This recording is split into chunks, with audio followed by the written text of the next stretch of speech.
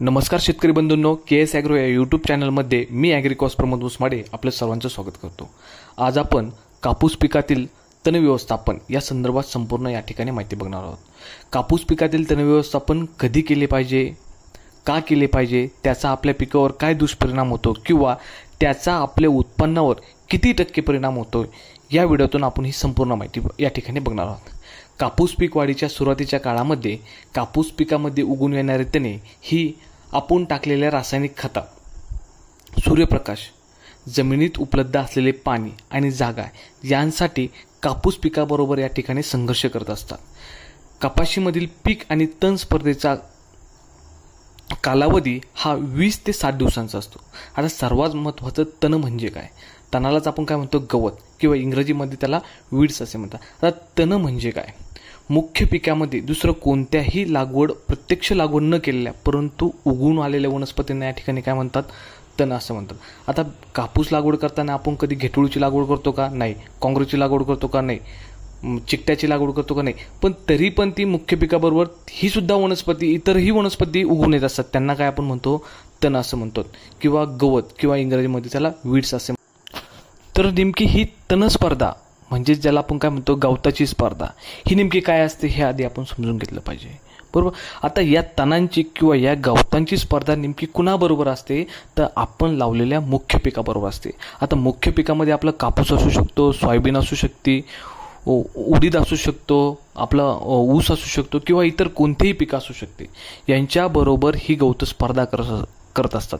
तर ती कशासाठी करत असतात, तर आपण टाकलेल्या रासायनिक खतांसाठी करत असतात, जमिनीतील उपलब्ध असलेल्या पाण्यासाठी करत असतात, सूर्यप्रकाशासाठी करत असतात आणि जागेसाठी करत असतात। म्हणून कापूस पिकामध्ये सुरुवातीचे 20 ते 60 दिवस आपले पीक, आपले शेत हे तणमुक्त, तण नियंत्रित ठेवणे या ठिकाणी गरजेचे आहे। जर आपण योग्य वेळी या ठिकाणी तण नियंत्रण जर केले नाही तर आपल्या उत्पादनात कमीत कमी 7 ते 65% या ठिकाणी घट येऊ शकते। ही विचार करण्याची गोष्ट आहे। नुसत्या तणांच्या नियंत्रण न केल्यामुळे आपल्या उत्पादनात 60 ते 65% या ठिकाणी घट होत असते। तर ही घट होऊ नये म्हणून नेमकी आपण काय केलं पाहिजे, तर या व्हिडिओच्या माध्यमातून आपण या ठिकाणी संपूर्ण माहिती बघूया। तर कापूस पिकामध्ये प्रामुख्याने 2 प्रकारे या ठिकाणी तण नियंत्रण केले असते। पहिला जो प्रकार आहे हे कापूस बियाणे उगवणीपूर्वी केले जाणारे तण नियंत्रण, त्यालाच म्हणतात प्री इमर्जन्स वीड मॅनेजमेंट, आणि दुसरं आहे उगवणी पश्चात किंवा उगवणीनंतर केले जाणारे तण नियंत्रण, याला म्हणतात पोस्ट इमर्जन्स वीड मॅनेजमेंट। आता हा जो पहिला प्रकार आहे, उगवणीपूर्वी तणांचे नियंत्रण कसे करायचे हे आपण या ठिकाणी बघूया। यामध्ये आपण बाजारामध्ये वापरणाऱ्या विविध क्रियाशील घटक असन, त्या नावाने मार्केटमध्ये उपलब्ध होणारी वेगवेगळी औषधं, त्यांचे प्रमाण आणि वापरण्याची योग्य वेळ, याविषयी या ठिकाणी आपण माहिती बघणार आहोत। पहिलं जे औषध आहे ते पेंडिमिथॅलिन 30% EC हे क्रियाशील किंवा सक्रिय घटक असणारे बाजारामध्ये या ठिकाणी डोस नावाने औषध भेटते, टाटा पॅनेडा नावाने औषध भेटतं, स्टाम्प नावाने औषध भेटतं, किंवा पेंडॉल नावाने औषध भेटतं। याचे योग्य प्रमाण आहे 4 ते 4.5 मिली प्रति लिटर पाण्यासाठी।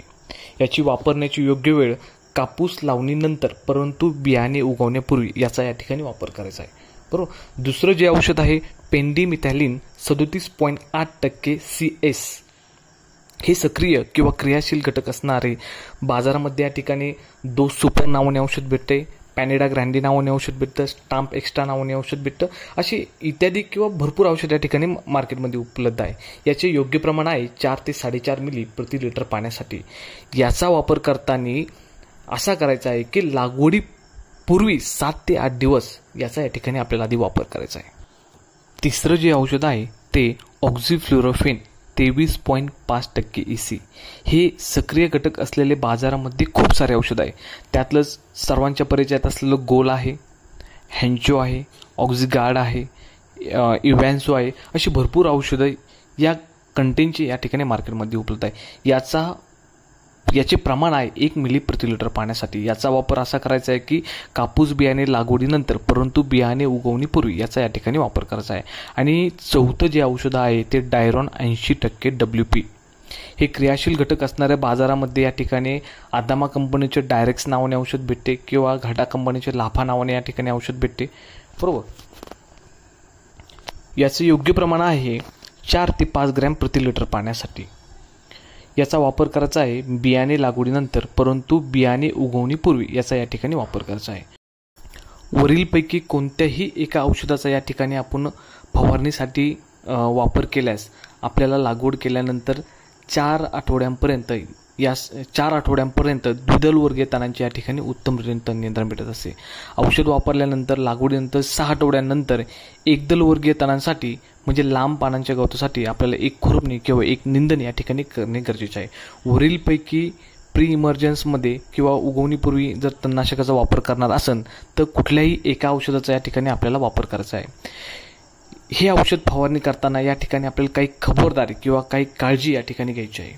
बरोबर. त्यातलं पहिलं आहे, कापूस पिकात जर आपण उडीद, मूग आणि सोयाबीन यापैकी एखादं जर आंतरपीक या ठिकाणी आपण जर घेणार असेल तर पेंडिमिथालिन या तणनाशकाची या ठिकाणी आपल्याला निवड करायची आहे. ओके. दुसरा जो मुद्दा आहे, तणनाशक फवारणी करताना जमिनीमध्ये या ठिकाणी पुरेशी ओल या ठिकाणी असणे गरजेचं आहे. तिसरा जो महत्त्वाचा मुद्दा आहे, फवारणी करणारा पंपाला आपल्याला फ्लॅट फॅन नोझल किंवा फ्लड जेन नोझलचा वापर करून समप्रमाणात जमिनीवर या ठिकाणी आपल्याला त्याची फवारणी करायची आहे. चौथा जो प्रकार आहे, वाऱ्याच्या दिशेने या ठिकाणी आपल्याला त्याची तणनाशकाची या ठिकाणी फवारणी करायची आहे. वाऱ्याच्या विरुद्ध दिशेने आपल्याला त्याची फवारणी करायची नाही, त्याचे चांगले रिझल्ट या ठिकाणी येत नाही. वारं ज्या दिशेने आहे त्या दिशेने जर फवारणी जर केली तर या ठिकाणी आपल्याला उत्तम रिझल्ट या ठिकाणी असं भेटतात. आणि पाचवा आणि तो सर्वात महत्त्वाचा मुद्दा आहे, तणनाशक फवारणी करताना पाण्याचा pH हा संतुलित असावा. संतुलित पाण्याच्या pHमध्ये कुठल्याही तणनाशकाची या ठिकाणी खूप चांगले रिझल्ट या ठिकाणी आपल्याला येत असतात. बरोबर. हे झालं कापूस लावणीपूर्वी. समजा जर आपल्याला तणनाशक मारायचं असेल तर या तणनाशकांचा या ठिकाणी आपल्याला वापर करायचा आहे. परंतु नगर जिल्ह्यात किंवा आजूबाजूच्या तालुक्यात या ठिकाणी गेली 7 ते 8 दिवसांपासून या ठिकाणी सातत्याने पाऊस चालू आहे. काहींची कपाशी लागवडीआधी पाऊस झाला, काहींचा लागवडीनंतर या ठिकाणी पाऊस झाला. त्यामुळे बरेच शेतकरी हे उगवणीपूर्वी तणनाशकांचा या ठिकाणी वापर करू शकत नाही. तर त्यांसाठी काय आहे, तर उगवणी पश्चात म्हणजे उगवल्यानंतर या ठिकाणी कुठली तणनाशक या ठिकाणी मारली पाहिजे आपण त्याचा या ठिकाणी माहिती या ठिकाणी बघूयात. तर दुसरा जो प्रकार आहे, कापूस उगवणी पश्चात म्हणजे उगवणीनंतर केले जाणारे तणनियंत्रण, यालाच आपण म्हणतो पोस्ट इमर्जन्स वीड मॅनेजमेंट. बरोबर. तर यामध्ये आपण कुठली औषधं मार्केटमध्ये कोणकोणत्या नावाने भेटतात, त्याचे प्रमाण आणि त्याचे योग्य वेळ आणि कुठल्या अवस्थेत या ठिकाणी मारायला पाहिजे या ठिकाणी आपण संपूर्ण माहिती या ठिकाणी बघूया. पहिला जो प्रकार आहे, पायरिथ्रिबॅक सोडियम 10% EC. हे सक्रिय घटक असलेले मार्केटमध्ये या ठिकाणी विडिगो नावाने औषध आहे, हिटवीड नावाने औषध आहे, केवेट नावाने औषध आहे, डोझो नावाने या ठिकाणी औषध आहे. याचे योग्य प्रमाण आहे 3 ते 3.5 मिली प्रति लिटर पाण्यासाठी. याचा वापर लेबल क्लेमनुसार तणे 2 ते 4 पानावर असताना करावा. यापेक्षा जर मोठं जर तण असेल तर या ठिकाणी त्याचा चांगला रिझल्ट या ठिकाणी भेटत नाही. या औषधाने द्विदल वर्गीय तणांचे म्हणजेच गोल पानांच्या गवतांच्या या ठिकाणी चांगले नियंत्रण भेटते. दुसरा जो प्रकार आहे, क्युझॅलोफॉप इथाइल 5% EC.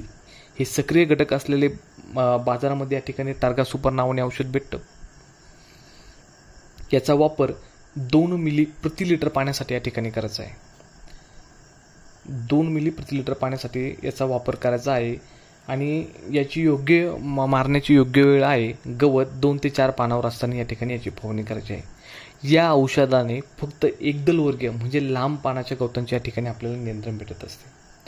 आणि तिसरं जे या ठिकाणी प्रकार आहे, तर लांब आणि गोल पानांचं म्हणजे एकदल आणि द्विदल वर्गीय तणांच्या नियंत्रणासाठी मार्केटमध्ये अत्यंत चांगले या ठिकाणी कॉम्बिनेशन या ठिकाणी मार्केटमध्ये आलेले आहे. त्यातला पहिला जो प्रकार आहे, हिटवीड मॅक्स. दुसरा जो प्रकार आहे, टाटा कंपनीचे केवेट अल्ट्रा. त्यानंतर बायर कंपनीचे घासा आणि धानुका कंपनीचे या ठिकाणी डोझोमॅक्स या नावाने औषध आहे. याचे सक्रिय घटक आहे पायरिथ्रिबॅक सोडियम 6% EC आणि क्युझॅलोफॉप इथाइल 4% EC. बरोबर. याचं योग्य प्रमाण आहे 3 ते 3.5 मिली प्रति लिटर पाण्यासाठी. याची फवारणीची योग्य वेळ आहे, लेबल क्लेमनुसार तणे 2 ते 4 पानावर असताना या ठिकाणी याची फवारणी करायची आहे. या तणनाशकामुळे द्विदल वर्गीय म्हणजे गोल पानाची आणि एकदल वर्गीय म्हणजे लांब पानाची या दोन्ही गवतांच्या ठिकाणी उत्तम या ठिकाणी नियंत्रण भेटत असते. वरीलपैकी कोणत्याही एका तणनाशकाच्या या ठिकाणी फवारणी करताना सर्वात महत्त्वाची काळजी घ्यायची, जमिनीमध्ये पुरेसे या ठिकाणी ओल असावे.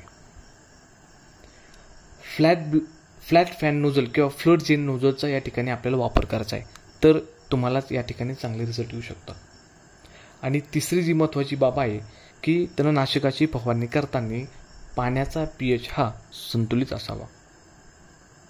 अशा प्रकारे आपण कापूस पिकामध्ये या ठिकाणी तण नियंत्रण या ठिकाणी करू शकतो. वरीलपैकी तुम्ही एकतर लागवडीपूर्वी सुद्धा तण नियंत्रण करू शकता किंवा लागवडीनंतर सुद्धा तुम्ही या ठिकाणी तण नियंत्रण करू शकता. परंतु कापूस पिकामध्ये तणनाशकाची फवारणी करताना किंवा तण नियंत्रण करताना एक बाब प्रामुख्याने या ठिकाणी लक्षात घ्यायची आहे की कापूस पिकामध्ये शक्यतो सुरुवातीला 20 ते 60 दिवसांपर्यंत तण होऊ देऊ नये.